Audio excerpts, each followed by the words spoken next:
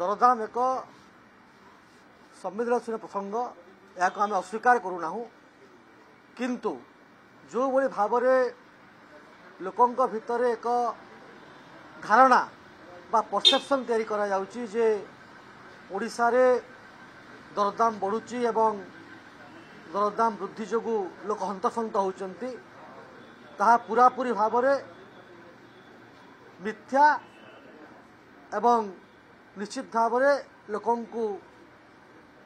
भ्रमित करा जाउची। मु एथिपाई कहबाकू चाहूची जे गृह रे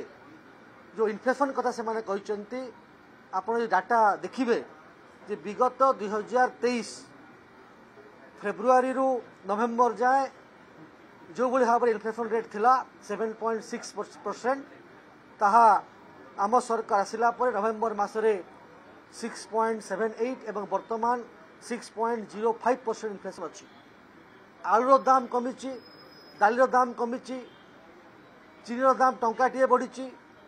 एवं यही भली भाव दरदाम कथा कहीकि जो लोक भ्रमित करुँच ताहा अत्यंत दुखदपूर्ण एवं जहाँ जो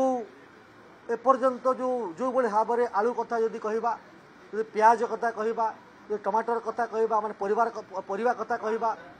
जो भली भाव विगत सरकार दीर्घ 25 वर्ष धरिकी से शीतल भंडार अभाव कारण हो से आलू मिशन फेल कथा हो एवं जो भली भाव अन्य राज्य पर आम डिपेंडेंट कले निज इंफ्रास्ट्रक्चर वृद्धि कर पारे ना से आम एवं सरकार आसिला परे मान्यवर मुख्यमंत्री मोहन चरण माझी नेतृत्व में प्रत्येक जगह शीतल भंडार कथा स्टोरेज कथा नुआ मंडीर कथा आम श्रृंखला भाव चिंता करुचु।